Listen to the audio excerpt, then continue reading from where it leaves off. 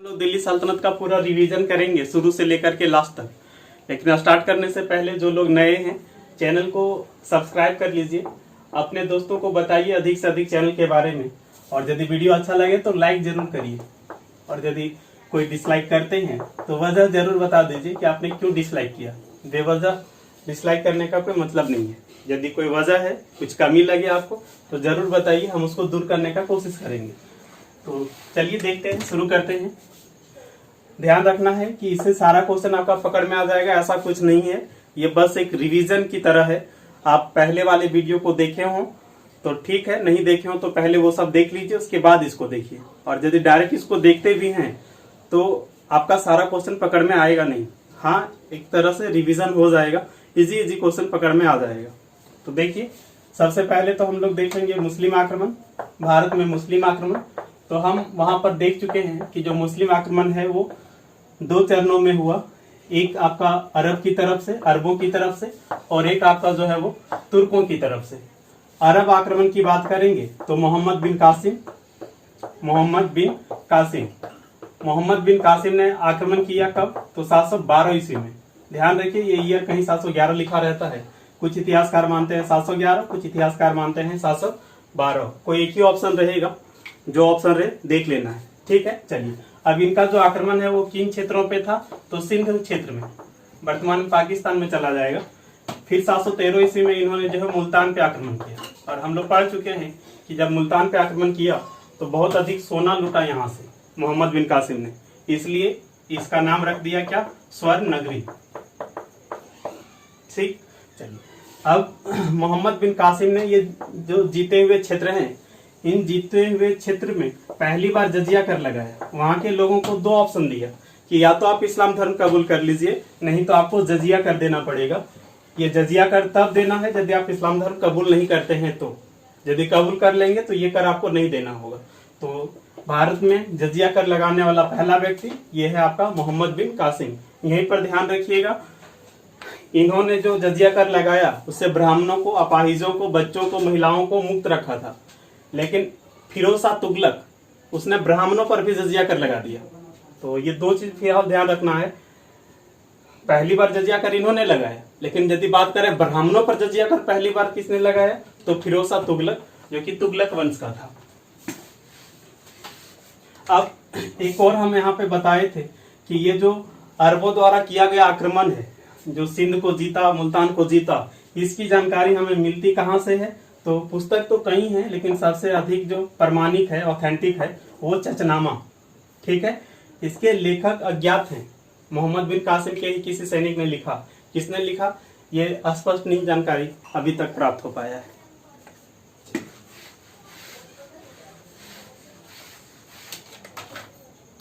अब तुर्क आक्रमण में देखेंगे, जो आक्रमण तुर्कों की तरफ से हुआ। तो देखिए, तुर्की में एक साम्राज्य है गजनी। अब भी नहीं, उस समय की बात है, गजनी साम्राज्य। इस गजनी साम्राज्य में एक वंश है यामीनी वंश। इसी यामीनी वंश का था सुबुक्तगीन। ये पहला व्यक्ति है, माने तुर्कों में पहला है, इसने भारत पे आक्रमण किया। तो पहला तुर्क आक्रमण जो है वो किसकी तरफ से हुआ? सुबुक्तगीन की तरफ से। ठीक है, लेकिन इसके आक्रमण का बहुत अधिक महत्व है नहीं, लेकिन फिर भी यदि हम काउंटिंग करें तो पहला यही होगा। उसके बाद जो अगला व्यक्ति आया वो इनका पुत्र महमूद गजनवी। महमूद गजनवी ने एक नहीं, दो नहीं, तीन नहीं, बल्कि टोटल 17 बार आक्रमण किए हैं। ठीक है, टोटल 17 आक्रमण किए हैं मोहम्मद गजनवी ने। ठीक है, इसका जो पहला आक्रमण है वो मुल्तान क्षेत्र पे था। ठीक है, मुल्तान क्षेत्र में। और इसके आक्रमणों में से जो सबसे प्रसिद्ध, सबसे चर्चित आक्रमण है, वो सबसे चर्चित आक्रमण है आपका 1025 ईस्वी। याद रखना जरूरी है, जो कि सोमनाथ मंदिर पे किया गया था। और ये सोमनाथ मंदिर अभी भी है, कहाँ पे पड़ेगा? तो गुजरात में। तो गुजरात के सोमनाथ मंदिर में इनका जो आक्रमण है वो सबसे ज्यादा प्रसिद्ध है। यहाँ पे आक्रमण करके इन्होंने भारी मात्रा में सोना लूटा, और यहाँ के जो ब्राह्मण थे, यहाँ के जो हिंदू थे, उसका कत्लेआम किया, मूर्तियां तोड़ी गई। ठीक है, और मोहम्मद गजनवी जहां भी जाता था लूटता था धन, मंदिरों को लूटता था, क्योंकि मंदिर में सोना ज्यादा मिलता था इसे, और वहां की मूर्तियों को तोड़ देता था। और जो मूर्ति तोड़े उसे कहते हैं मूर्ति भंजक। ठीक है, आइकोनोक्लास्ट। तो क्वेश्चन पूछेगा कि इतिहास में किस व्यक्ति को मूर्ति भंजक कहा गया है, आइकोनोक्लास्ट, तो वो महमूद गजनवी है। केवल यही नहीं है, और भी हुए हैं, लेकिन शुरू के दिनों में इन्हीं का नाम आता है, महमूद गजनवी का। ठीक, अब जब इन्होंने आक्रमण किया था कहाँ पे, गुजरात में, तब उस समय यहाँ का जो शासक है वो था कौन, भीम प्रथम। भीम प्रथम वंश भी पूछ सकता है, तो सोलंकी वंश या चालुक्य वंश एक ही बात है। तो सोलंकी वंश का शासक भीम प्रथम, ध्यान रखना है, ये भी पूछता है। ठीक, चलिए अब जब ये गुजरात पे आक्रमण किए थे, तो वापस जाते वक्त, जब अपना वापस जा रहे थे गजनी, तो जाते वक्त जो पंजाब के जाट है ना, उन्होंने इसको परेशान किया था, जाटों ने कुछ सोना लूट लिया था इससे।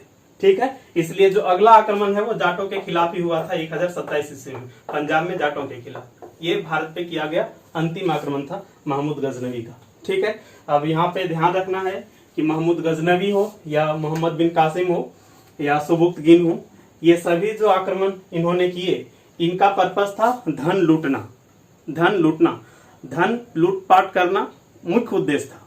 यहाँ इन्होंने साम्राज्य की स्थापना नहीं की, अपना शासन यहाँ स्थापित नहीं किया, केवल लूटा और फिर चला गया। ठीक है, चलिए महमूद गजनवी।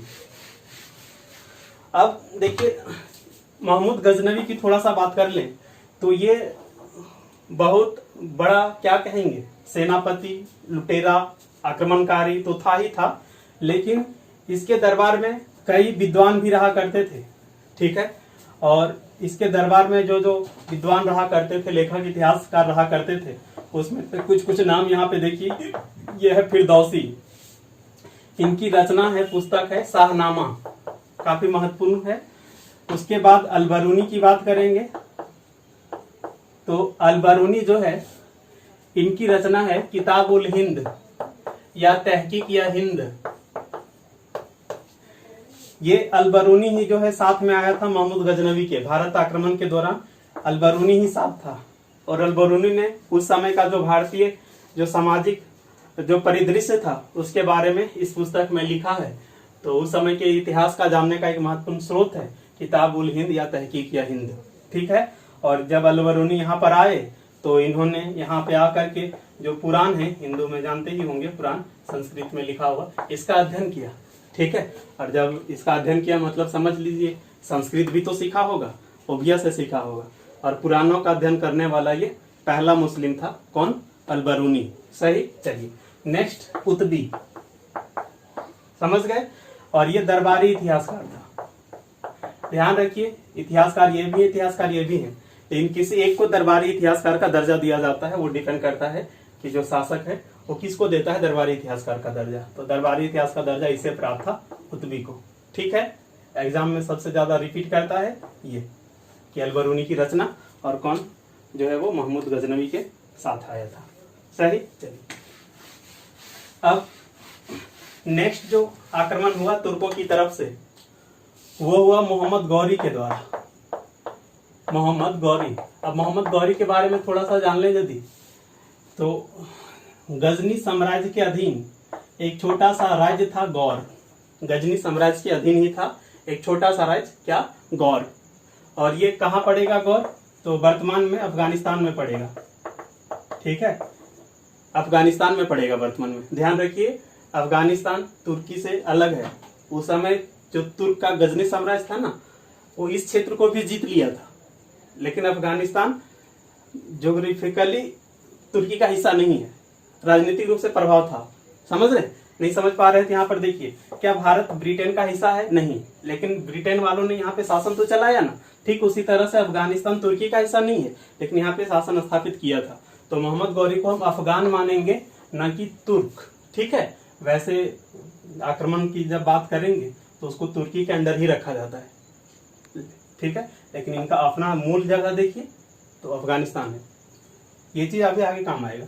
अब जो गौरी का आक्रमण हुआ, इनके आक्रमण का उद्देश्य जो है धन लूटना तो था ही था, प्लस भारत में जो है मुस्लिम साम्राज्य की स्थापना करना, और ये सफल भी हुए मुस्लिम साम्राज्य की स्थापना करने में। ठीक है, इनका जो आक्रमण हुआ मोहम्मद गौरी का, वो भी उधर से ही शुरू होता है।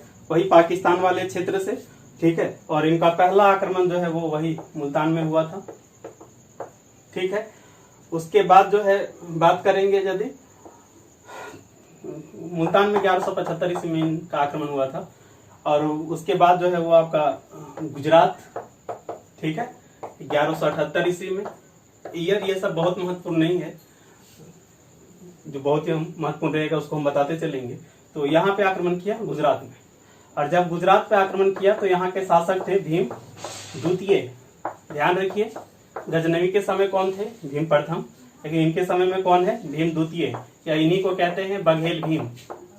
बघेल भीम, भीम द्वितीय या बघेल भीम ने इसको जो है पराजित किया अनहिलवाड़ का युद्ध में।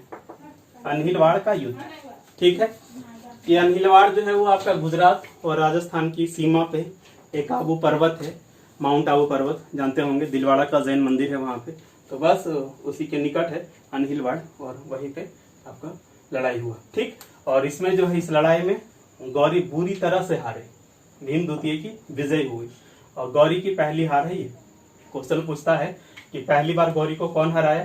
तो भीम द्वितीय ने, बघेल भीम ने, ठीक है। पहली बार गौरी की हार हुई। और जब गौरी की हार हुई तो ये भागे किधर? तो थोड़ा सा उत्तर भारत की तरफ, ठीक है, उत्तर भारत की तरफ। और इस समय उत्तर भारत और राजस्थान वाले क्षेत्रों में एक बहुत ही शक्तिशाली शासक हुआ करता था, जिनका नाम है पृथ्वीराज चौहान। ये शासन कर रहे थे, पृथ्वीराज चौहान तृतीय। पृथ्वीराज चौहान तृतीय, इन्हें राय पिथौरा भी कहा जाता है, ध्यान रखना है, ठीक है। राय पिथौरा, इस नाम से किला भी है, और इसका निर्माण इन्होंने ही कराया था। इनको भी राय पिथौरा कह दिया जाता है, पृथ्वीराज चौहान तृतीय, ठीक। ये शासन कर रहे थे अजमेर वाले क्षेत्रों में और उत्तर भारत के क्षेत्रों में, ठीक है। चलिए, अब अगली लड़ाई इनकी इन्हीं से हुई, पृथ्वीराज चौहान तृतीय से। ध्यान रखिए, पृथ्वीराज चौहान तृतीय के साथ इनकी दो लड़ाई हुई है, एक 1191 ईस्वी में और एक आपका 1192 ईस्वी में। दोनों ही जो है वो तराइन की लड़ाई के नाम से फेमस है, ठीक है। तराइन की पहली लड़ाई और तराइन की दूसरी लड़ाई। तराइन वर्तमान में बात करें तो हरियाणा का हिस्सा है, ठीक है। तो जब तराइन की पहली लड़ाई हुई तो इस पहली लड़ाई में गौरी जो है उसकी हार हुई, पृथ्वीराज चौहान जीता।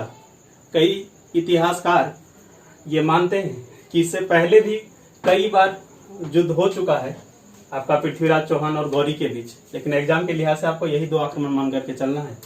तो इस पहले आक्रमण में गौरी की हार हुई। अब पृथ्वीराज चौहान का ये गलती कहें या जो भी कहें, तो गौरी को छोड़ दिया, माफ कर दिया, ठीक है।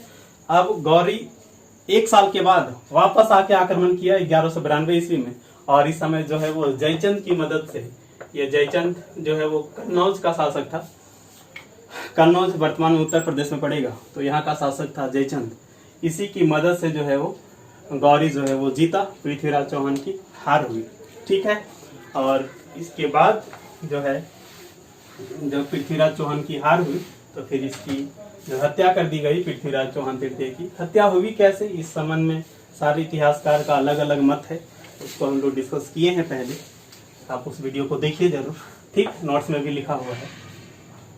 हमको अभी फिलहाल देखना है कि इस तराइन का जो दूसरा लड़ाई है, ठीक है, इसमें जो ये जयचंद है, ठीक है, इसके बारे में क्यों जयचंद साथ दिया गौरी का पृथ्वीराज चौहान तृतीय के खिलाफ। और ये आपका जो युद्ध है तराइन का दूसरा युद्ध, ये इतिहास का सबसे महत्वपूर्ण युद्ध, न यदि कहें तो महत्वपूर्ण युद्धों में से एक है। इसी के बाद जो है वो गौरी ने जो है मतलब कह सकते हैं भारत में मुस्लिम साम्राज्य की स्थापना कर दी, ठीक है। तो भारत में मुस्लिम साम्राज्य के संस्थापक ही होंगे गौरी, ठीक है। क्योंकि गौरी जीत करके चला नहीं गया, यहाँ पे साम्राज्य की स्थापना की, और आगे आने वाले समय में, ठीक है, पूरा कह सकते हैं पूरा 1200 से लेकर के आपका मान लीजिए 1857 ईस्वी तक मुस्लिमों का ही शासन रहा, ठीक है, लंबे समय। थोड़ा सा इसके बारे में जान लेते हैं, जयचंद के बारे में। देखिए, हम बताए जयचंद कहाँ का शासक था, कन्नौज, ठीक है। जयचंद और पृथ्वीराज चौहान तृतीय में दुश्मनी क्यों था, तो 2 वजह है। एक वजह है कि ये और ये दोनों जो है चाहता था कि हम ज़्यादा शक्तिशाली शासक बने। एक रीज़न ये था। दूसरा रीज़न था कि जयचंद की एक पुत्री थी संयोगिता, पृथ्वीराज चौहान जो है उससे प्यार करता था और शादी करना चाहता था, लेकिन जयचंद कभी नहीं चाहता था कि विवाह हो संयोगिता का उससे। ठीक है, तो संयोगिता का स्वयंवर आयोजित हुआ था। स्वयंवर, ठीक है, सब लोग जानते होंगे, उम्मीद करते हैं स्वयंवर के बारे में। तो स्वयंवर आयोजित हुआ था। इसमें पृथ्वीराज चौहान तृतीय को आमंत्रित ही नहीं किया गया। अब पृथ्वीराज चौहान तृतीय ने इस अपमान का बदला लेने के लिए संयोगिता का जो है अपहरण कर लिया और शादी कर लिया। तो वो भी एक रीजन था। ठीक है, दुश्मनी, समझ गए। अब ध्यान रखिए कि जो गौरी है, ठीक है, बाद में गौरी की हत्या हो गई थी। फिर यहाँ पे एक चीज ध्यान रखना है कि जो मोहम्मद गौरी है उसी का सेनापति हुआ करता था बख्तियार खिलजी। बख्तियार खिलजी, इसने पूर्व भारत को जीता। पूर्व भारत में आक्रमण करके बिहार में 2 बड़े विश्वविद्यालय, यूनिवर्सिटी, जिसमें एक आपका नालंदा विश्वविद्यालय और एक आपका विक्रमशिला विश्वविद्यालय, दोनों को नष्ट कर दिया। बंगाल पे भी आक्रमण किया और इस समय बंगाल का शासक हुआ करता था लक्ष्मण सेन। ठीक है, सेन वंश का शासक लक्ष्मण सेन। क्वेश्चन पूछेगा कि नालंदा और विक्रमशिला विश्वविद्यालय को नष्ट किसने किया और मोहम्मद गौरी का कौन सा सेनापति था, प्लस बंगाल का शासक कौन था उस समय। ठीक है, तो ये सारा काफी महत्वपूर्ण है। ये वाला तो कई बार रिपीट किया गया है, तो सारा चीज ध्यान रखिएगा।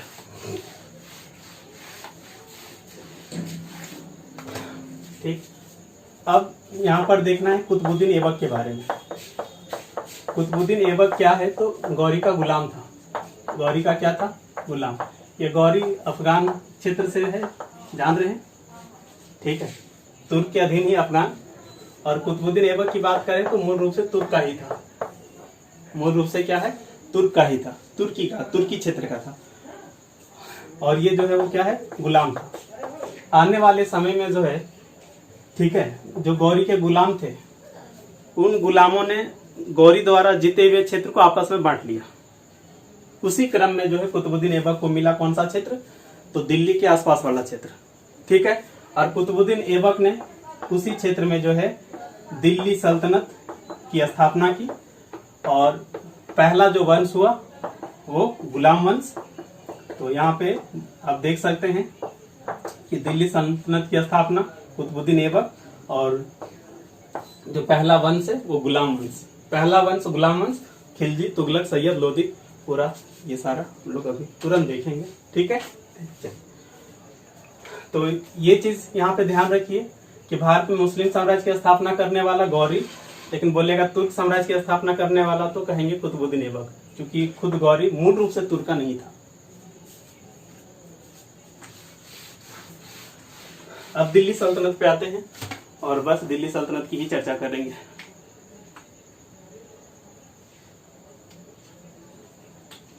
अच्छा, वहां पे थोड़ा सा जो है वो एरर हो गया, आप सुधार लीजिएगा कि जो महमूद गजनवी है ना, उनका पहला आक्रमण हम बोल दिए थे मुल्तान पे। ये गलत है। पहला आक्रमण जो है वो पंजाब पे हुआ था। ठीक है, पंजाब, और यहाँ का शासक था जयपाल। तो अपने स्तर से उसको थोड़ा सा करेक्ट कर लीजिएगा। गर्मी बहुत अधिक है तो थोड़ा सा गलती हो सकता है।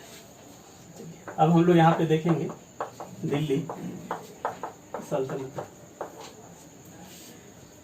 देखिए, पहला जो वंश है इस दिल्ली सल्तनत में शासन करने वाला वो गुलाम वंश, खिलजी, तुगलक, सैयद, और अंतिम आपका कौन सा, लोधी। इसमें सबसे लंबा जो शासनकाल रहा वो किसका, तुगलक का। नाम देखिए, सबसे लंबा यही दिख रहा होगा, तुगलक। सबसे कम खिलजी। बहुत जगह बुक में सैयद लिखा रहता है, गलत है वो। सबसे लंबा ये होगा और सबसे कम खिलजी होगा। अब यदि बात करेंगे तो ये केवल सैयद जो थे वो सिया समुदाय से थे। हम बता चुके हैं कि जो मुसलमान है उसमें 2 मुख्य जो है कह सकते हैं गुट है, एक आपका सिया और एक आपका जो है वो सुन्नी। सिया कौन है, तो जो हजरत मोहम्मद हैं, उनके दामाद अली, तो जो अली को फॉलो करते हैं उनको शिया कहा गया। पूरे विश्व में शिया की संख्या कम है, सुन्नी की संख्या ज्यादा है। ठीक है, तो एकमात्र शिया वंश ये था, कौन? सैयद, और बाकी सभी क्या है? तो सुन्नी, ये भी सुन्नी, ये भी सुन्नी, ये सारे सुन्नी। सही। चलिए, उसके बाद यदि बात करेंगे क्षेत्र, तो ये सारे के सारे जो है वो तुर्क से थे। सारे कहाँ पे हैं? तुर्क से थे, तुर्की। ठीक है, और लोदी जो है ये अफगान का था। ठीक है, अफगानिस्तान का। ठीक है, लोदी वंश का जो संस्थापक है बहलोल लोदी, वो अफगान था। ठीक है, तो ये चीज की ध्यान रखिएगा।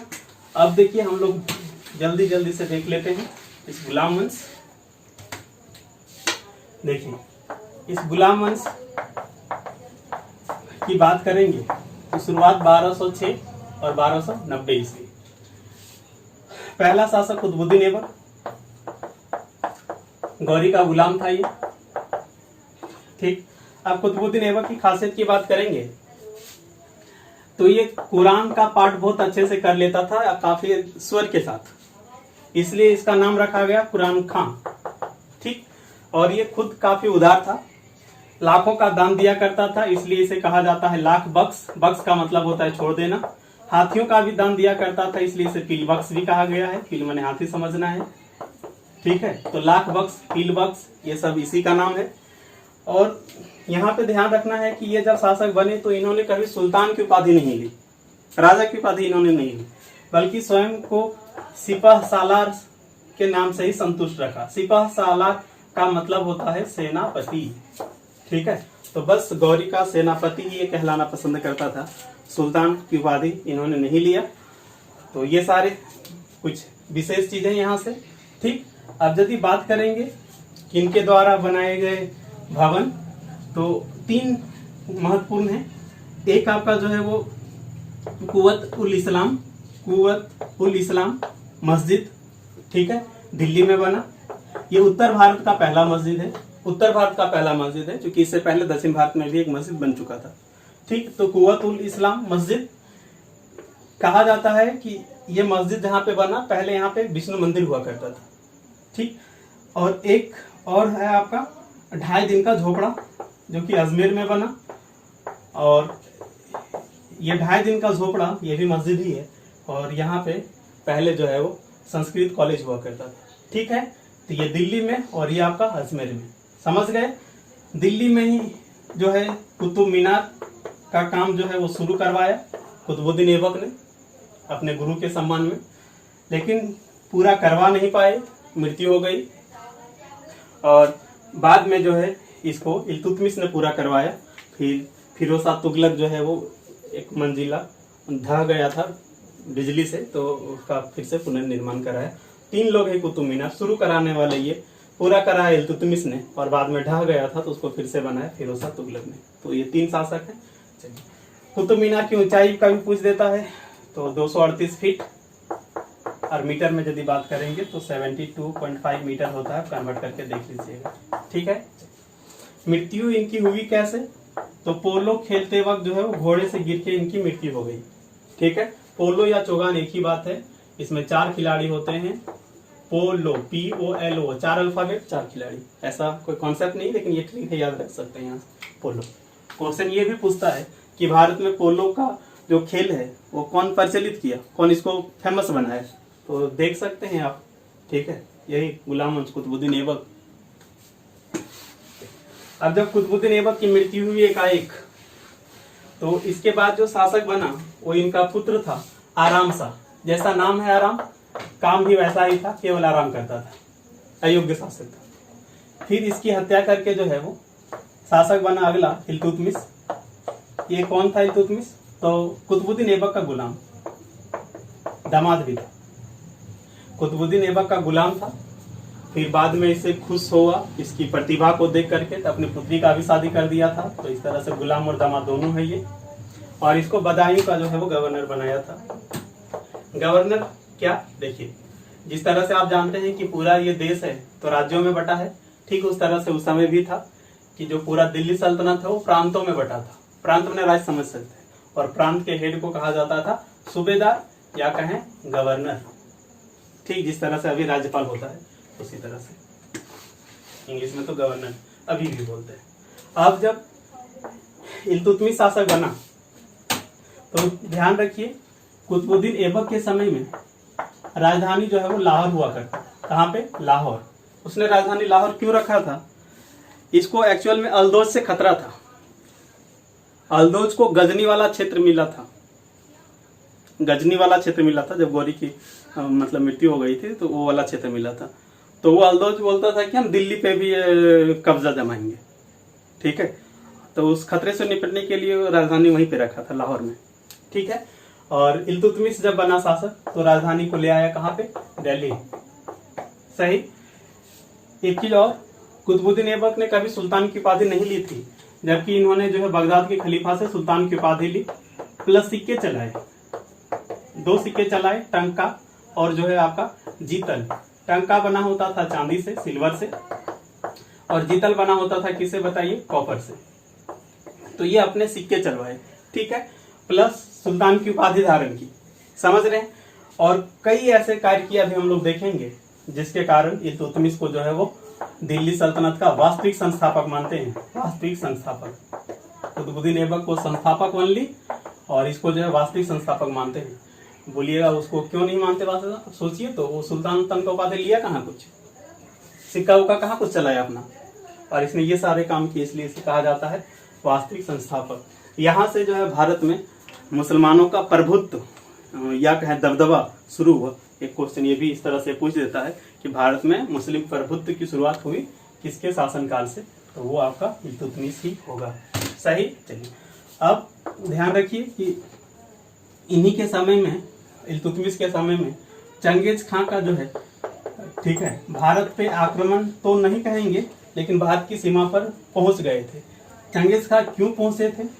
तो ख्वारिज्म के राजकुमार थे मंगबरनी, ख्वारिज्म आपका मध्य एशिया में पड़ेगा, तो मंगबरनी वहाँ ख्वारिज्म के राजकुमार थे। इसी का पीछा करते करते जो है ये चंगेज खां जो भारतीय सीमा तक पहुंच गया। मंगबरनी जो है वो बोला कि हमें शरण दीजिए, इल्तुतमिश बोला कि हम नहीं देंगे, क्योंकि यदि शरण देता तो चंगेज खां दिल्ली पे भी आक्रमण कर सकता था, ठीक है। तो इसने शरण दिया नहीं, ठीक है। तो चंगेज खां बोला कि हम आप पर आक्रमण नहीं करेंगे, शरण दीजिएगा तो आक्रमण कर देंगे, ठीक है। तो ये सीमा से ही उधर से उधर चला गया। इसके अलावा 2 और कार्य हैं इनके द्वारा किए गए। एक आपका एकता व्यवस्था। एकता व्यवस्था में क्या होता था ना कि जो है सैनिक को वेतन के बदले जो है भूमि दे दिया जाता था, ठीक है, और जिसे दिया जाता था भूमि उसे कहा जाता था इक्तेदार। तो सिस्टम का नाम एकता व्यवस्था, और जिसे मिलता था उसे कहा जाता था इक्तेदार। इसके अलावा इसने अपनी जो स्थिति है मजबूत करने के लिए 40 तुर्क सरदारों का एक दल बनाया, तुर्किया चहलगानी, तुर्किया चहलगानी, इसी को 40 दल भी कहते हैं, काफी महत्वपूर्ण है। 40 दल का गठन इसने किया। ध्यान रखिए आगे आया बलबन, इसने जो है इस व्यवस्था को खत्म कर दिया। शुरू करने वाले ये हैं आपका इल्तुतमिश, ठीक है। चलिए अब देखिए इल्तुतमिश की बात करेंगे तो ये तो ठीक है, और इसके बाद के जो शासक हुए उसमें से रजिया सुल्तान और बलबन ही महत्वपूर्ण है। वैसे हम लोग थोड़ा थोड़ा सब डिस्कस कर लेंगे। अब इसके बाद जो अगला शासक बना था वो रुकनुद्दीन फिरोज शाह, लेकिन ये भी अयोग्य शासक था। इसके समय में जनता जो है परेशान हो गई थी। इसका एक रीजन ये भी था कि ये आगे से तो था लेकिन पीछे से इसकी माता, इनका नाम था सात तुर्कान, वो सत्ता चला रही थी पर्दे के पीछे से। फिर एक दिन जब रुकनुद्दीन फिरोज शाह दिल्ली से बाहर विद्रोह दबाने के लिए गया था तो ठीक उसी समय जो है वो रजिया सुल्तान, जो कि इल्तुतमिश की पुत्री थी, वो दिल्ली की सड़कों पर आई और दिल्ली की जनता से मांग की हमको शासक बनाइए, हम देखिए कैसे व्यवस्था ठीक करते हैं, ठीक है। तो दिल्ली की जनता जो है बोली कि हाँ आप शासक बनिए, और इस तरह से दिल्ली की जनता के पसंद थे रजिया सुल्तान जो है वो शासक बनी, जो कि इल्तुतमिश की क्या है, पुत्री है। और इस तरह से देख सकते हैं कि दिल्ली सल्तनत पे शासन करने वाली पहली महिला है, और पहली ही नहीं अंतिम भी है।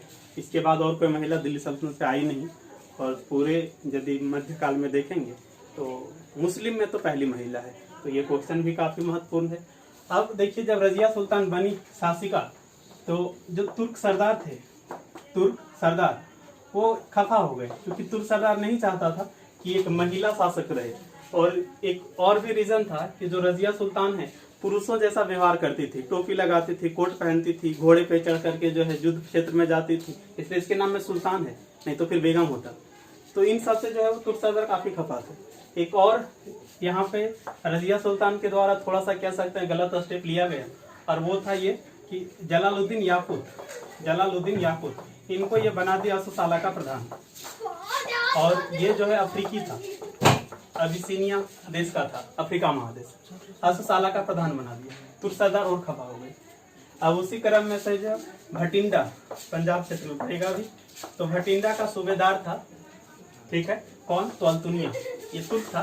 तो इसने विद्रोह कर दिया कि आप तुर्क सरदार को छोड़ के आप किसी अफ्रीकी को बना दे रहे हैं असुसाला का प्रधान। तो इसने विद्रोह कर दिया। अब रजिया सुल्तान क्या की, तो दिल्ली से चली भटिंडा की तरफ उस विद्रोह को दबाने के लिए।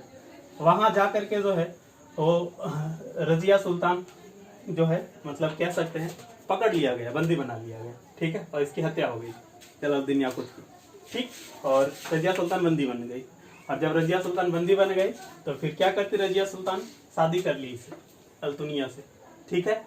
अब अल्तुनिया से शादी की, अब फिर दिल्ली भी तो आना था, तो भटिंडा से दिल्ली आते वक्त रास्ते में ही इल्तुतमिश का एक और पुत्र था बहराम शाह, उसने जो है वो रास्ते में ही इन दोनों की हत्या कर दी, अल्तुनिया की भी और रजिया सुल्तान की भी। तो इस तरह से रजिया सुल्तान कह सकते हैं कि ज्यादा दिन तक शासन कर नहीं पाई, असफल हो गई। क्वेश्चन पूछता है क्यों असफल हो गई, तो वजह देख ही सकते हैं आप, महिला का होना, ठीक है। तुर्क सरदार नहीं चाहते थे कि एक महिला जो है वो शासक बने, समझ रहे। तो असफल भले हो गई, लेकिन इतिहास में तो नाम आ ही गया रजिया सुल्तान, ठीक है। और उसके बाद जो है रजिया सुल्तान की बात करेंगे तो इसके बाद एक ही मेन शासक हुआ है बलबन, ठीक है। तो हम लोग बलबन के बारे में देख लेते हैं। देखिए, वैसे उससे पहले का यदि बात करेंगे ना थोड़ा सा, तो इससे पहले यदि थोड़ा सा जाइएगा, बलबन से एक स्टेप पहले जाइएगा, तो ये आपका आएगा नसीरुद्दीन महमूद, ठीक है। यहाँ से एक क्वेश्चन आता है, ये नसीरुद्दीन महमूद जो है, इनके साथ क्या एक खास चीज है कि ये मतलब कह सकते वेतन नहीं लेता था, अपना जीवन यापन चलाता कैसे था, तो टोपी सीता था, और टोपी सी करके जो पैसा आता था उसी से अपना जो है भरण पोषण करता था, ठीक। और इसके समय में जो है बलबन इसका प्रधानमंत्री हुआ करता था, और बलबन अपनी पुत्री का शादी कर दिया था इससे, नसीरुद्दीन महमूद से। बलबन पुत्री का शादी किया था इससे। इसके समय में भी बलबन का पूरा चलता था, कह सकते हैं पूरा राजकाज में इसी का जो है पूरा प्रभाव था, ठीक। अब यहाँ से अगली बार जो है शासक यही बने, ठीक। अब जब बलबन शासक बने, देखिए, तो पहला काम इन्होंने क्या किया, तो इल्तुतमिश के परिवार के जितने भी मेंबर थे ना उन सबको मरवा दिया, ताकि कोई जो है दावेदारी ना करे सत्ता, सही। चलिए, तो ये काम किया इन्होंने। इसके अलावे इसके जितने भी विरोधी थे उससे निपटने के लिए इन्होंने जो है वो लोहे एवं रक्त की नीति अपनाई। लोहे एवं रक्त का मतलब होता है कि लोहे जैसा स्ट्रॉन्ग, इच्छा वाला, और रक्त मतलब होता है कि खून भी बह जाएगा जो मेरे रास्ते में आएगा। वैसे आप ध्यान रखिएगा, लोहे एवं रक्त नीति से एक और व्यक्ति संबंधित है, बिस्मार्क, ये जर्मनी के थे, इन्होंने जर्मनी का एकीकरण किया था, तो उनका नाम भी याद रखिएगा, सही। चलिए, अब यहाँ पर देखिए कि एक काम तो इल्तुतमिश के परिवार को मरवा दिया, लोहे एवं रक्त की नीति फॉलो किया, प्लस ये बलबन जानता था कि जब तक वो रहेगा चालीसा दल, तब तक शासक कभी कह सकते हैं मजबूत नहीं बन पाएगा, तो इसको खत्म कर दिया। खुद पहले चालीसा दल का हेड हुआ करता था, लेकिन जब बना तो इन्होंने जो है वो चालीसा दल को समाप्त कर दिया, सही। चलिए, अब अपनी स्थिति को और मजबूत करने के लिए इसने दो प्रथा, जिसमें से एक है सिजदा और एक है पाबोस, इसको शुरू करवाया। ये सिजदा में क्या है कि सर झुकाया जाता था सुल्तान के सामने, और पाबोस में क्या, पैर चूमा जाता था, ठीक है। पेट के बल पर लेट के पैर चूमने की प्रथा, वही क्या है, सिजदा और पाबोस। जबकि इस्लाम में इसकी मान्यता नहीं है, इस्लाम में केवल अल्लाह के सामने ही सर झुकाना है, जबकि इन्होंने बोला कि नहीं, मेरे सामने भी सर झुकाइए। अब इन्होंने सिजदा और पाबोस प्रथा क्यों चालू कराया, ये सर झुकाने की प्रथा, तो इन्होंने एक थ्योरी दिया था, किंगशिप थ्योरी। इस किंगशिप थ्योरी के अनुसार इन्होंने कहा था कि जो राजा होता है वो ईश्वर का प्रतिनिधि होता है, हम जो है वो ईश्वर के प्रतिनिधि हैं, और ईश्वर के प्रतिनिधि होने के नाते हम असीम शक्तियों का मालिक है। असीम मतलब जिसकी कोई सीमा नहीं है, ठीक है। और इन्होंने कहा चूंकि राजा जो है वो असीम शक्तियों का मालिक है, इसलिए उसे निरंकुश होना जरूरी है। ठीक है, ईश्वर का प्रतिनिधि है, असीम शक्तियों का मालिक, और उसे निरंकुश होना जरूरी होता है। ये बलबन की थ्योरी कहता है। यही थ्योरी आपका किंगशिप थ्योरी है। समझ रहे हैं? मैंने किंग को जो है वो गॉड से जोड़ दिए। समझ रहे? चलिए, और एक चीज और यहाँ पे ध्यान रखना है कि इसी ने जो है, बलबन ने ही जो है वो, ठीक है, नवरोज त्योहार शुरू करवाया। ये नवरोज जो है वो जो पारसी धर्म के लोग हैं उसका नववर्ष त्योहार, ये पारसी धर्म का नववर्ष त्योहार है। जिस तरह से हम लोग हैप्पी न्यू ईयर मनाते हैं, उसी तरह से पारसी धर्म के लोगों के लिए नवरोज होता है। आप पारसी धर्म जो लोग नहीं जानते हैं भाई, तो जिस तरह से हिंदू धर्म है, मुस्लिम धर्म है, उसी तरह से क्या है पारसी धर्म। आप ना सुने हो पारसी, तो टाटा परिवार इसी से जुड़ा हुआ है। वैसे मूल रूप से जो ये धर्म है वो ईरान का है। ईरान को फारस भी कहा जाता है और यही का धर्म है पारसी। वैसे आजकल ईरान में पारसी धर्म के लोगों की संख्या कम है, मुस्लिम लोगों की संख्या अधिक है। मूल रूप में वहीं का धर्म है। ठीक है, तो ये सभी जरूरी चीज बलबन के समय से, और पहले वाला तो वीडियो देखे ही हैं आप लोग। अब नेक्स्ट जो है देखेंगे यहाँ पे, तो अगला शासक कैकुबाद, कुछ विशेष नहीं। फिर क्यूमर्स, इसी के समय में सेनापति हुआ करते थे जलालुद्दीन फिरोज खिलजी। जलालुद्दीन फिरोज खिलजी वैसे पहले से ही ये सेना में थे। तो जलालुद्दीन फिरोज खिलजी जो हैं, इनकी हत्या करके इसने जो है एक नए वंश की स्थापना की, जिसको हम लोग क्या कहते हैं, खिलजी वंश। ठीक है, खिलजी वंश बात करेंगे। खिलजी वंश का 1290 से लेकर के 1320 ईस्वी तक संस्थापक जलालुद्दीन फिरोज खिलजी। ध्यान रखिए कि जब खिलजी वंश की स्थापना हुई तो यहाँ से कई परिवर्तन हुए। जैसे उदाहरण के लिए यहाँ से हुआ क्या आगे, तो जो तुर्क सरदार थे उनका दबदबा चलता था अभी तक, और अब यहाँ से क्या है कि योग्यता के आधार पे भारतीय लोगों को भी ऊंचे ऊंचे पदों पर नियुक्त किया गया। मैंने जो तुर्क हैं उनकी जो एक तरह से तानाशाही है वो समाप्त हो गई। प्लस जो है इस वंश का खास करके यदि अलाउद्दीन खिलजी की बात करेंगे तो उसने धर्म को राजनीति से अलग कर दिया। धर्म को राजनीति से अलग कर दिया, मतलब बोला धर्म अलग रहेगा, राजनीति अलग रहेगा। उसने शासन, इस्लाम की जो कानून है, शरीयत जिसको कहते हैं, उसके अनुसार शासन नहीं चलाया, जरूरत के अनुसार शासन चलाया। तो धर्म को राजनीति से अलग कर दिया। इन सभी परिवर्तनों के कारण जो है खिलजी वंश की जो स्थापना है, इसे कहा गया है खिलजी क्रांति। परिवर्तन हुए ना ये दो महत्वपूर्ण परिवर्तन, इसलिए इसे क्या कहा गया है, ठीक है, खिलजी क्रांति। अब यहाँ पे थोड़ा सा हम लोग इसके बारे में जाने यदि जलालुद्दीन फिरोज खिलजी के समय में, तो ये उदार शासक हुआ करता था जलालुद्दीन फिरोज खिलजी। इनका मानना था कि जो राजा जो है उसको प्रजा की इच्छा के अनुसार शासन चलाना चाहिए, प्रजा की इच्छा के अनुसार शासन चलाना चाहिए। ये पहला शासक है जिसने माना प्रजा की इच्छा के अनुसार शासन चलाना चाहिए। ध्यान रखिए, बलबन की बात करेंगे तो वो बोला कि नहीं, निरंकुश होना चाहिए। ये बोला निरंकुश नहीं होना चाहिए। ठीक है, इसी के समय में जो है वो मंगोलों का आक्रमण हुआ। ठीक है, और जब मंगोलों का आक्रमण हुआ तो अलाउद्दीन खिलजी ने जो है मंगोलों को परास्त कर दिया। अलाउद्दीन खिलजी अभी आगे आएगा।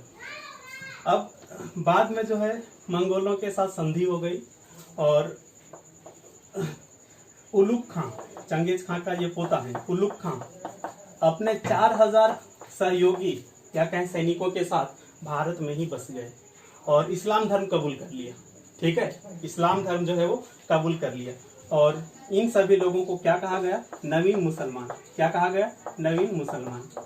ठीक है, नवीन मुसलमान कौन है, तो मंगोल लोग जिन्होंने मुस्लिम धर्म कबूल कर लिया था। ठीक, अब फिर जलालुद्दीन फिरोज खिलजी जो है अपनी पुत्री का विवाह कर दिए थे इससे, इनसे, उलुग खां से, और रहने के लिए एक बस्ती बनाई दिल्ली में ही, जिसको बोला गया मुगलपुर। मुगलपुर नाम का एक बस्ती बसाया गया।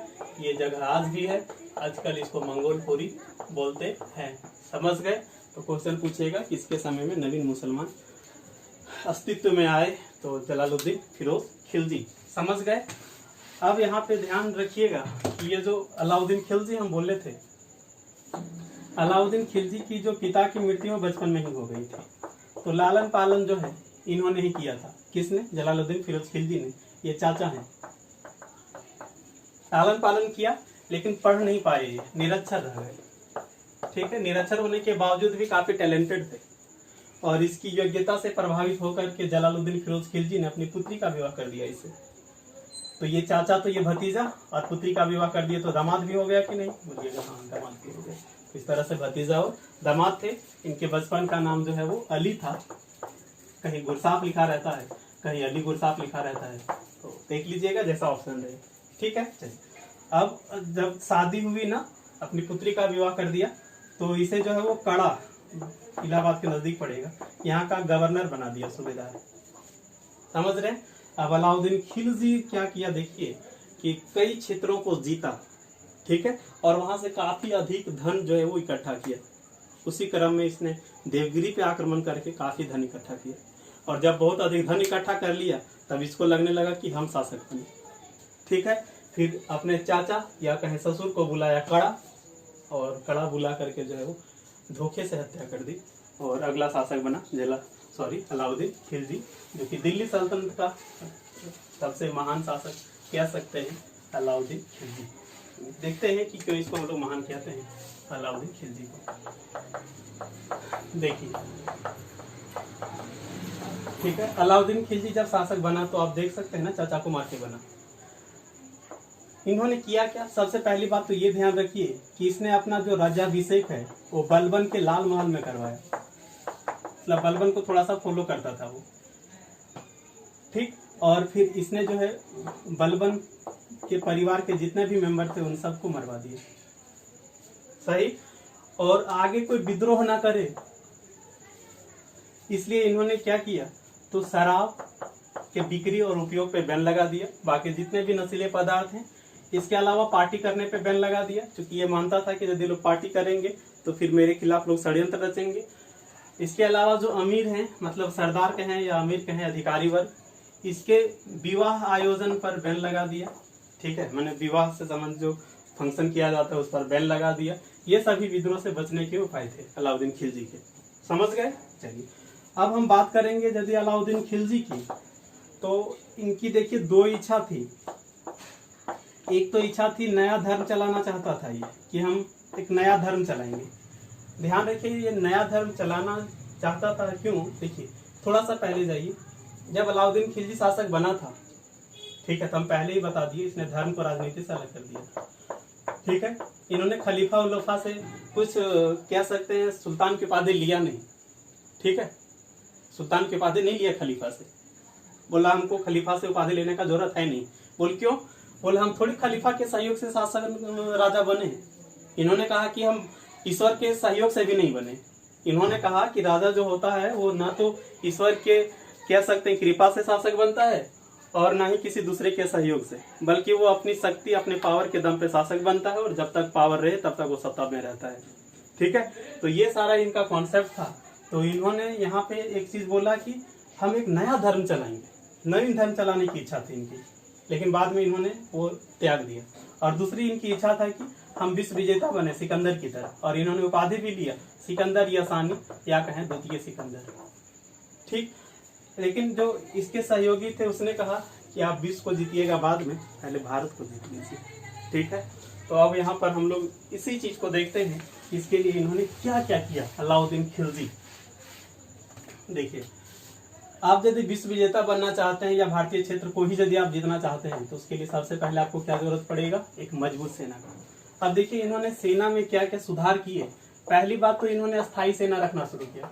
इससे पहले क्या होता था, तो जब जरूरत होती तो सेना को नियुक्त कर लिया जाता था, फिर जो है उसको ड्यूटी से मुक्त कर दिया जाता था। इसने बोला कि हम अस्थायी सेना रखेंगे जैसा अभी होता है।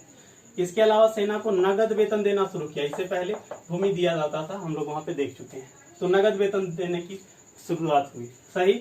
इसके अलावा जो है घोड़े दागने की प्रथा हम लोग देखे हैं, और हुलिया प्रणाली, ये सब हम लोग पहले पढ़ चुके हैं कि ये सारा क्या है, यहाँ डिस्कस करना सही नहीं होगा मेरे लिहाज से। तो ये हो गए सभी। अब बताइए कि यदि, ठीक है, आप सेना रखेंगे बहुत ज्यादा, कहा जाता है 4 लाख से ज्यादा सेना हुआ करता था, तो उनको सस्ता भोजन देना जरूरी होगा, नहीं तो बहुत महंगा होगा, तो फिर आप उसको भोजन दे पाएंगे, वहाँ काफी खर्च हो जाएगा ना। तो सैनिकों को जो है वो सस्ते दामों पर मिल सके राशन, उसके लिए इन्होंने बाजार नियंत्रण प्रणाली ये शुरू किया। इस बाजार नियंत्रण प्रणाली में कई चीज थे, उसमें सबसे जो कह सकते हैं खतरनाक चीज था वो ये कि किसी को ना तो कम तोलना है ना तो जरूरत से ज्यादा दाम पर बेचना है। जो निर्धारित दाम है उससे ज्यादा पे बेचना नहीं है और कम नहीं तोलना है। कोई कम तोले तो मांस काटने का आदेश दिया था, वही खतरनाक आदमी, याद आया होगा आपको। तो ये दो महत्वपूर्ण चीजें समझ गए। और इस बाजार नियंत्रण प्रणाली को कंट्रोल करने के लिए दीवान या रियासत इसकी नियुक्ति की गई। ठीक है, इसी के अंडर था पूरा बाजार। और इन्होंने जो है वो गुप्तचर नियुक्त कर दिए थे जो बाजार में घूम घूम के पता करता था कि कोई महंगा तो नहीं बेच रहा है। और बाजार के प्रकार थे तो वो सब हम लोग डिस्कस कर चुके हैं।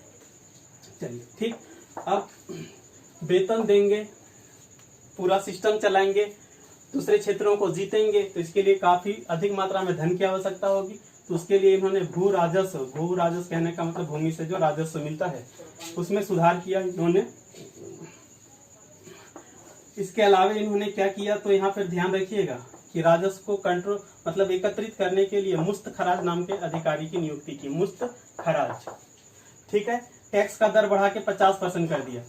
दो नए कर लगाए इन्होंने, घरी और चरी। यदि आपका घर है तो देना पड़ेगा, और चरी यदि गाय भैंस चराते दुधारी वस्तु तो आपको ये देना पड़ेगा, घरी और चरी कर। इसके अलावा जो खुम्स है, खुम्स मैंने लूट का धन, इन्होंने कहा कि खुम्स में 80% हम रख लेंगे। 80% मैंने 4/5 हम रख लेंगे राज्य, और 20% सैनिक को मिलेगा। जबकि इससे पहले क्या हुआ करता था, इससे पहले 20% राज्य को मिलता था, 80% सेना को मिलता था। बोला ऐसा नहीं चलेगा, 80% हम लेंगे, सेना को ओनली 20%। ठीक, तो ये सभी हो गए। अब इनका देखिए अभियान शुरू कैसे हुआ। तो इनके अभियान को 3 भाग में हम लोग बांट के पढ़े थे वहां पे। यहाँ हम 2 भाग का डिस्कस करेंगे, एक पश्चिम भारत पे और एक दक्षिण भारत पे। पश्चिम भारत को कहीं कहीं उत्तर भारत लिख देता है तो गलत नहीं है, क्योंकि यदि ये पूरा इंडिया लेते हैं और यदि उत्तर दक्षिण में बांटेंगे तो इधर उत्तर और इधर दक्षिण। ठीक, चलिए वैसे जब पश्चिम की बात करेंगे तो राजस्थान को, गुजरात वाला क्षेत्र को हम इसमें रख सकते हैं। ठीक है, पहला जो इनका अभियान था वो कहाँ पे, गुजरात पे। ठीक, और इसके लिए मतलब किन्हें सौंपा जिम्मेवारी, तो नुसरत खां। ठीक है, इन्हीं को सेनापति बना करके जो है वो भेजा गया गुजरात अभियान में। ठीक है, सफलता भी प्राप्त हुई गुजरात अभियान में, हम लोग देखे से। ठीक है, अब इस गुजरात अभियान के दौरान जो है नुसरत खां जो है मल्लिक काफूर नाम के हिजड़े को खरीदा। मल्लिक काफूर नाम का हिजड़ा को खरीदा, कितना में, 1000 दिनार में। इसलिए इसे 1000 दिनारी भी कहा जाता है। समझ रहे हैं। चलिए, उसके बाद और महत्वपूर्ण आक्रमण में बात करेंगे तो रणथंभौर पे भी। ठीक है, यहाँ किला को जीत लिया था। यहाँ का राजा था हमीर देव, यहाँ का राजा कर्णदेव। उसके बाद सबसे जो चर्चित आक्रमण है इनका वो है आपका मेवाड़ पे। ठीक है, मेवाड़ की राजधानी चित्तौड़। यहाँ का राजा था कौन, राणा रतन सिंह, और इनकी पत्नी पद्मिनी। एक पुस्तक है, ग्रंथ है पद्मावती, मल्लिक मोहम्मद जैसी द्वारा लिखा हुआ पद्मावती। उसके अनुसार जो अलाउद्दीन खिलजी का जो मेवाड़ पे अटैक था वो पद्मिनी को प्राप्त करने के लिए ही किया गया था। ठीक, और वैसे लास्ट में पद्मिनी मिल नहीं पाया, हम लोग देखे हैं। ठीक है, लेकिन मेवाड़ को जीत लिया जरूर। ठीक है, और मेवाड़ को जीत करके खिजराबाद नाम रखा। ठीक है, अलाउद्दीन खिलजी का बेटा का नाम है। ठीक, चलिए उसके बाद दक्षिण भारत अभियान की बात करेंगे। ठीक है, अब बहुत लोग सोचते हैं ये दक्षिण भारत होगा कौन। देखिए, ये विंध्याचल पर्वत है यहाँ पे। ठीक है, बीचों बीच, उसका कुछ विस्तार एमपी में पड़ेगा आपका। तो विंध्याचल पर्वत के उस पार उसको हम लोग कह देते हैं दक्षिण भारत।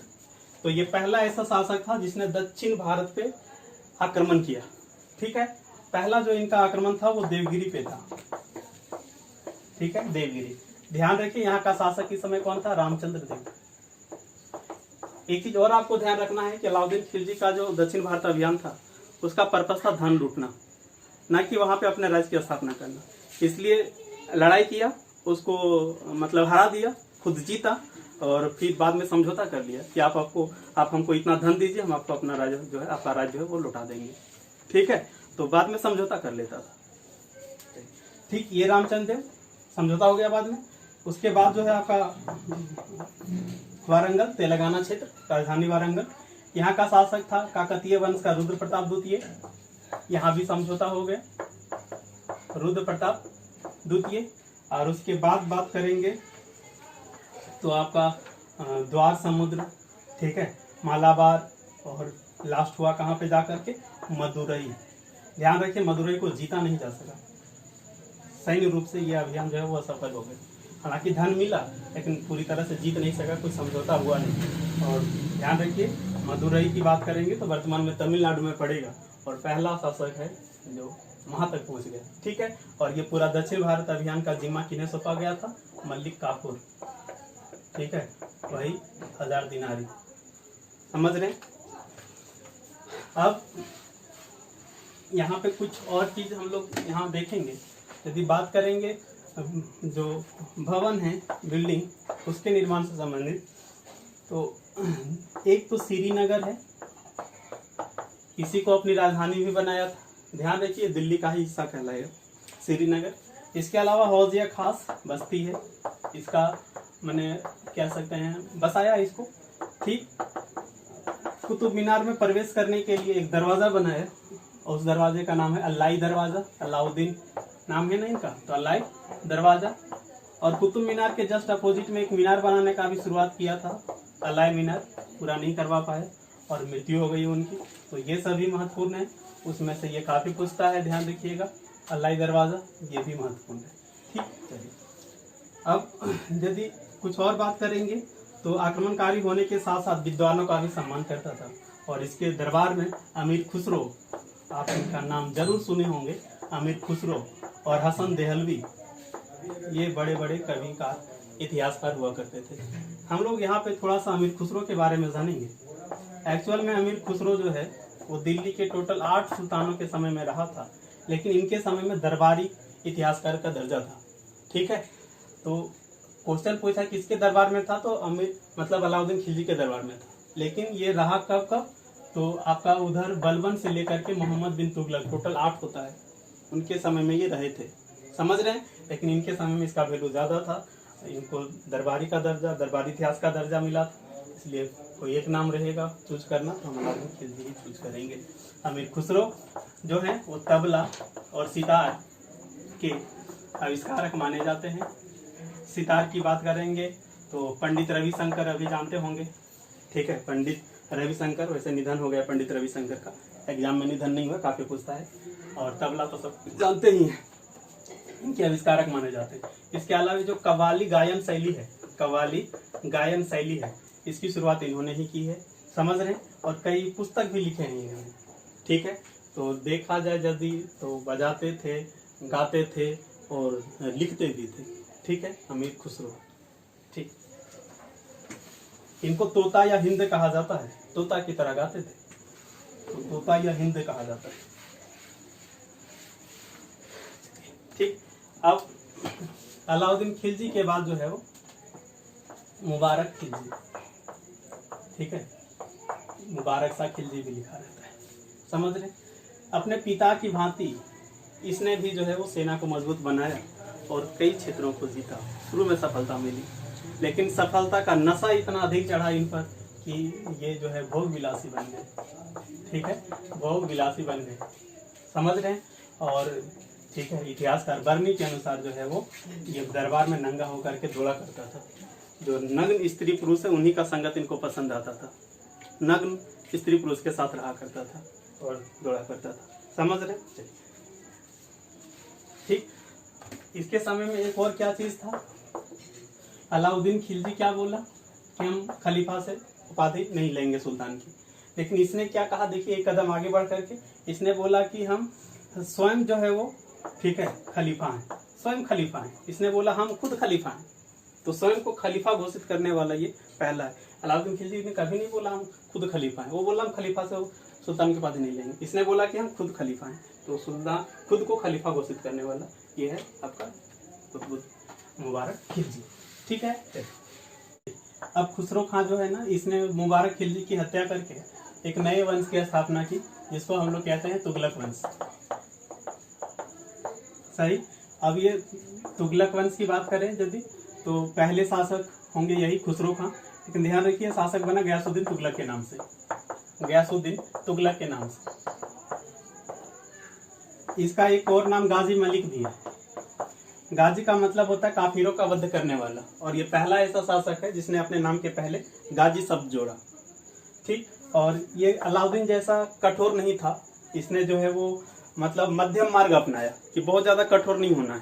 और जो अलाउद्दीन खिलजी के समय में टैक्स का रेट बहुत ज़्यादा हाई था, इसने कम कर दिया, और इसने हम लोग देखे थे नहर और कुआं का निर्माण जो है वो शुरू करवाया सिंचाई के लिए, सिंचाई में पानी पटाना। तो पहला ऐसा शासक है जिसने नहरों का निर्माण कराया। ध्यान रखिएगा नहरों का निर्माण इसने कराया शुरू, लेकिन नहरों का निर्माण सबसे अधिक किसके समय में हुआ है, तो फिरोज तुगलक के समय में। पहला बार किसने शुरू किया, गयासुद्दीन तुगलक, लेकिन अधिक संख्या में किसने किया, फिरोज तुगलक। वही जो है वो प्रसिद्ध है नहरों के निर्माण के लिए, और नहरों का देश कहा जाता है किसे, तो पाकिस्तान को कहा जाता है। ठीक है, अब ये इन्हीं के समय में निजामुद्दीन औलिया हुआ करते थे, और निजामुद्दीन औलिया के साथ इनके रिश्ते खराब थे, रीजन हम लोग जान चुके हैं पहले। गयासुद्दीन तुगलक का बेटा था जूना खां।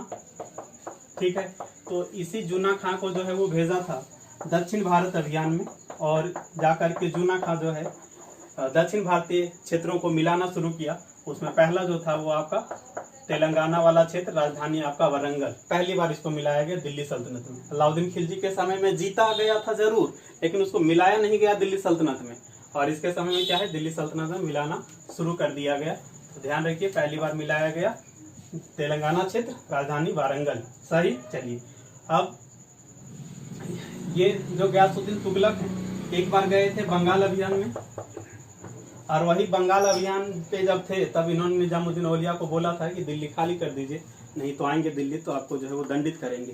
फिर निजामुद्दीन औलिया क्या बोले थे कि हुजूर दिल्ली दूर है, और वास्तव में दूर रह ही गया था। एक्चुअल में तुगलकाबाद से 8 किलोमीटर दूर जूना खां जो है इनके पुत्र हैं, इसने लकड़ी का महल बनाया था। इसी लकड़ी के महल में दब करके तो इनकी मृत्यु हो गई थी, किनकी, गयासुद्दीन तुगलक की। तो अगला जो शासक बना वो जूना खां, लेकिन जूना खां किस नाम से बने, तो मोहम्मद बिन तुगलक के नाम से बने, मोहम्मद बिन तुगलक के नाम से बने। अपने पिता की भांति ये भी जो है धार्मिक रूप से बहुत ज़्यादा कट्टर नहीं था। ठीक है, गयासुद्दीन तुगलक और ये दोनों की बात करें तो धार्मिक रूप से बहुत ज़्यादा कट्टर नहीं थे। जहाँ तक इसकी बात करें तो ये होली त्यौहार वगैरह में भी भाग लिया करता था। ठीक, और इसके जो है जैन विद्वानों से भी अच्छे रिश्ते थे, और निजामुद्दीन औलिया से भी अच्छा रिश्ता था। हाँ, इनके पिता के अच्छे रिश्ते नहीं थे, लेकिन इनके अच्छे रिश्ते थे। और जैन विद्वान में याद रखना है क्या, जिन प्रभासूरी काफी पूछता है, इनसे ये जो है विचार विमर्श करता था। ठीक, चलिए होली के त्योहार में भाग लिया करता था ये सब। अब देखिए इसके व्यक्तित्व की बात करें तो काफी शिक्षित था ये, लेकिन इसके समय में लिए गए अधिकतर निर्णय असफल साबित हो गए। रीजन था यही कि व्यवहारिक राजनेता नहीं था, शासन कैसे चलाया जाता है ये नहीं पता था इसको।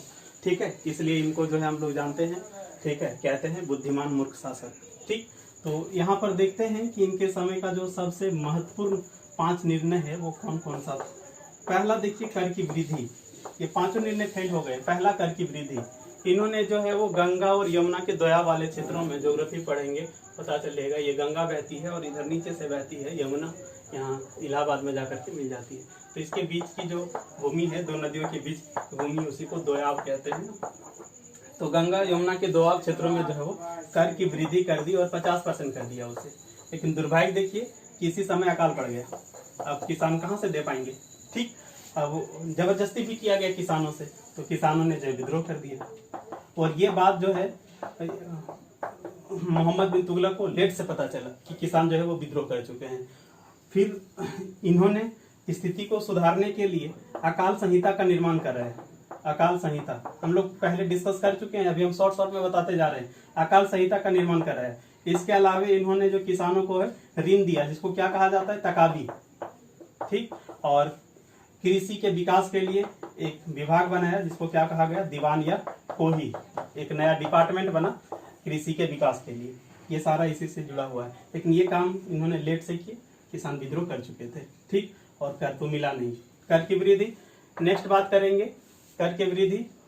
ठीक है, राजधानी परिवर्तन क्या किया था इन्होंने, तो दिल्ली से ले गए देवगिरी। क्यों ले गए देवगिरी, आपको पता होगा गयासुद्दीन तुगलक के समय में इनके पापा दक्षिण भारतीय राज्यों को मिलाना शुरू किया। इसने भी कई क्षेत्रों को मिलाया, तो कंट्रोल करने में सहूलियत हो दक्षिण भारतीय राज्यों को, इसलिए राजधानी को ले गया देवगिरी। ये देवगिरी दौलताबाद देखिए वर्तमान में आपका औरंगाबाद के निकट पड़ता है महाराष्ट्र में। ठीक, तो वहां पे ले गया राजधानी, लेकिन वहां पानी का कमी था तो वापस इसको दिल्ली लाना पड़ा। ठीक, तो ये राजधानी परिवर्तन का भी डिसीजन फेल हो गया। अगला जो है वो सांकेतिक मुद्रा का प्रचलन कराया। ठीक है, चांदी के सिक्के के स्थान पर इन्होंने तांबे के जो है सांकेतिक मुद्रा चलाया। हम लोग सांकेतिक मुद्रा के बारे में पढ़ चुके हैं। क्वेश्चन एक बार ये भी पूछा हुआ है कि चमड़े का मुद्रा किसने चलाया। वैसे इतिहास में हम लोग कभी नहीं पढ़ते, लेकिन एसएससी के एग्जाम में पूछा हुआ है, तो यही आंसर करिएगा। एसएससी यही आंसर माना था, चमड़े की माने स्किन का जो है वो सिक्का। ठीक, चलिए नेक्स्ट इनका जो था वो था आपका खुरासान अभियान। ये खुरासान मध्य एशिया में क्षेत्र है। इसने सोचा खुरासान को जीतेंगे, अव्यवस्था का माहौल था, और इसके लिए इन्होंने सेना को जो है 1 साल का एडवांस दे दिया था। फिर बाद में वहाँ स्थिति सुधर गए तो अभियान कर नहीं पाए। ठीक, और अंतिम जो था वो कराची हिमाचल प्रदेश में पड़ता है। ठीक, तो ये 5 डिसीजन हम लोग यहाँ पर देखे, ये 5 डिसीजन फेल हो गए। यही इनके समय का जो है सबसे बड़ा डिसीजन है। यहाँ से क्वेश्चन बहुत आता है, समझ रहे हैं। चलिए ठीक, अब देखिए इनके बाद, इनकी मृत्यु के बाद, ठीक है, इनकी मृत्यु हुई कैसे, तो ठीक है, गुजरात में एक है तगी विद्रोह हुआ था, उसी को दबाने के क्रम में जो है इसकी मृत्यु हो गई थी। ठीक है, और इसकी मृत्यु के बाद इसका चचेरा भाई फिरोज शाह तुगलक बना शासक। फिरोज शाह तुगलक अपने जो पूर्ववर्ती शासक थे गयासुद्दीन तुगलक और मोहम्मद बिन तुगलक, उसके अपोजिट ये धार्मिक रूप से काफी कट्टर था। धार्मिक रूप से काफी ये क्या है, कट्टर था। ठीक है, और इसने जो है वो इस्लाम का जो शरीयत कानून है उसके अनुसार शासन चलाना शुरू किया। उलेमा वर्ग को काफी महत्व दिया। ठीक, और इन्होंने जो उलेमा वर्ग है उसको खुश करने के लिए जो है वो हिंदुओं के मंदिरों को तोड़ा, मूर्तियों को नष्ट किया, जगन्नाथ मंदिर को क्षतिग्रस्त किया गया, पुरी का जगन्नाथ मंदिर, और ब्राह्मणों पर भी जजिया कर लगा दिया। ब्राह्मणों पर भी जो है वो जजिया कर लगा दिया। यहाँ पे ध्यान रखना है ये चीज, अभी हम लोग तुरंत पहले देखे थे, ब्राह्मणों पर जजिया कर लगा दिया। सही, चलिए अब एक चीज और क्या है। ठीक है, लगभग 23 प्रकार के कर को खत्म करके इन्होंने केवल 4 प्रकार के कर लगाए। ठीक है, कौन कौन सा, तो वही आपका जकात, खराज, जजिया और खुम्स। वैसे बाद में इन्होंने एक और कर लगाया था, इसको बोलते हैं हक या सर्व, कहीं हर्ब या सर्व लिखा रहता है, ये सिंचाई कर था। ठीक, इन्होंने नहरों का निर्माण कराया था बहुत अधिक, तो फिर इसीलिए जो है इन्होंने एक नया टैक्स लगाया था। ठीक, चलिए उसके बाद हम बात करें तो फिरोज शाह तुगलक फेमस है क्यों भाई, तो नगरों के निर्माण के लिए। ठीक है, लगभग 300 नगर बसाए गए इनके समय में। उसमें से प्रमुख नगर की बात करेंगे तो हिसार, और आपका फिरोज शाह कोटला, फतेहाबाद, और आपका जौनपुर। ये जौनपुर जो है वो किनकी स्मृति में, जोना खान माने मोहम्मद बिन तुगलक की याद में इस नगर को बसाया गया था। ठीक है, जौनपुर, समझ रहे हैं। चलिए क्वेश्चन ये सारा यहाँ से आपका इम्पोर्टेंट बनता है। ठीक है, फिरोज शाह तुगलक। ठीक, अब इसके उत्तराधिकारी की बात करें तो सारे उत्तराधिकारी अक्षम थे। ठीक है, उससे बहुत क्वेश्चन बनता नहीं है। ठीक, हाँ एक क्वेश्चन यहाँ पे ध्यान रखना है। ठीक है, नसीरुद्दीन महमूद शाह, वैसे 1-2 क्वेश्चन है उसको जरूर देख लीजिएगा। ठीक है, नसीरुद्दीन मसूद शाह। ठीक, ये अंतिम था। इसी के समय में 1398 ईस्वी में जो है वो तैमूर लंग का आक्रमण हुआ था। ठीक है, और तैमूर लंग का आक्रमण के दौरान मदद कौन किया था, खिज्र खान। ठीक है, और यही खिज्र खान ने आगे आने वाले समय में एक नए वंश की स्थापना की, जिसको हम लोग क्या बोलते हैं, सैयद वंश। ठीक है, सैयद वंश, संस्थापक खिज्र खान। ठीक है, खिज्र खान, ये खिज्र खान मानता था कि हम लोग जो है वो पैगंबर मोहम्मद को सैयद भी कहा जाता है कि उन्हीं के वंशज हैं। एक क्वेश्चन यहाँ से पूछा गया है कि सैयद वंश नाम क्यों रखा। ठीक, और यदि बात करें आगे और तो यहाँ से जनरली क्वेश्चन बनता नहीं है। ठीक, हाँ बात करें वो मुबारक शाह, इसी का एक शासक हुआ करता था, उसने नगर बसाया था मुबारकबाद। ठीक है, और पढ़ जरूर लीजिएगा, इससे बहुत इम्पोर्टेंट इससे कोई ऐसा नहीं है क्वेश्चन, ठीक है। अब देखिए, इसी का अंतिम शासक था अलाउद्दीन आलम शाह, सैयद वंश का। और इन्होंने क्या किया, इन्हीं का एक योग्य अधिकारी हुआ करता था बहलोल लोदी, इनको सौंप दिया सत्ता और खुद चले गए कहाँ पे, तो खुद चले गए बदायूं। आपको बताए थे इनके समय में दिल्ली का जो क्षेत्र है वो सिमट के रह गया था केवल दिल्ली से 20 कोस दूर पालम तक, और कहावत प्रचलित था आलम से पालम तक, ठीक। तो हम लोग यहाँ पर देखिए बहलोल लोदी, बहलोल लोदी, ठीक है, लोदी वंश का फाउंडर। इन्होंने टोटल जो है वो 38 वर्ष तक शासन किए थे। और किसी एक शासक की बात करें तो ये सबसे लंबा है। पूरे वंश को देखा जाए तो तुगलक वंश का कार्यकाल ज्यादा दिन लग रहा है, लेकिन किसी एक शासक की बात करें तो बहलोल लोदी। इन्होंने जो है बहलोली सिक्का भी चलाया था, ठीक है, बहलोली सिक्का भी चलाया था, ठीक है। और जो आपका अकबर के समय तक जो है वो विनिमय का माध्यम हुआ करता था बहलोली सिक्का, ठीक है। चलिए, उसके बाद जो है सिकंदर लोदी। सिकंदर लोदी महानतम शासक, मतलब इस लोदी वंश में, लोदी वंश में सबसे योग्य शासक यही था सिकंदर लोदी। इन्होंने क्या क्या किया था, सबसे ज्यादा पूछा जाने वाला आगरा नगर का निर्माण कराया, आगरा शहर बसाया, राजधानी बनाया इसे, और जमीन मापने की एक नई पैमाना स्केल का शुरुआत कराया जिसको कहते हैं गज या सिकंदरी। आज भी गांव तरफ लोग गज यूज करते हैं, ठीक है। 30 इंच बराबर एक गज हुआ करता था, ठीक है। और इसके अलावे बात करें तो ये हिंदुओं पे काफी अत्याचार किया इसने, ठीक। हम पूरे दिल्ली सल्तनत की बात करें तो ठीक है, और आगे भी यदि मुगल वंश को भी हम शामिल कर लें तो ठीक है, आपका फिरोज शाह तुगलक, उसने भी हिंदुओं पर अत्याचार किया, और सिकंदर लोदी, फिर मुगल में आएंगे तो औरंगजेब, ठीक है। तो ये धार्मिक रूप से काफी कट्टर था। एक इमेज बनाइए शासक का, तभी आपका सारा चीज याद रहेगा, ठीक। सिकंदर लोदी, ठीक है। चलिए, और ऐसा विशेष कुछ नहीं है जो बार बार रिपीट होता, ठीक। उसके बाद अंतिम शासक था कौन, इब्राहिम लोदी। इब्राहिम लोदी, इसके समय में बात करें तो राणा सांगा या राणा संग्राम सिंह, उससे लड़ाई हुआ था, हार हुई थी इब्राहिम लोदी की। और इसके समय में इसके चाचा आलम खां, पंजाब के सूबेदार दौलत खां, ठीक है, इन सब ने मिल करके जो है बाबर को भारत पे आक्रमण करने का न्योता दिया था। और फिर बाबर जो है वो आक्रमण किया, और 21 अप्रैल 1526 ईस्वी को वह पानीपत का पहला लड़ाई, ठीक। और उस लड़ाई में इब्राहिम लोदी मारा गया, पहला शासक है दिल्ली सल्तनत का जो युद्ध क्षेत्र में, ठीक। तो ये रहा, लेकिन ध्यान रखिए कि ये रिवीजन पर्पस के लिए है। आप पहले वाला वीडियो जरूर देखिए, नोट्स जो है वो जरूर पढ़िए।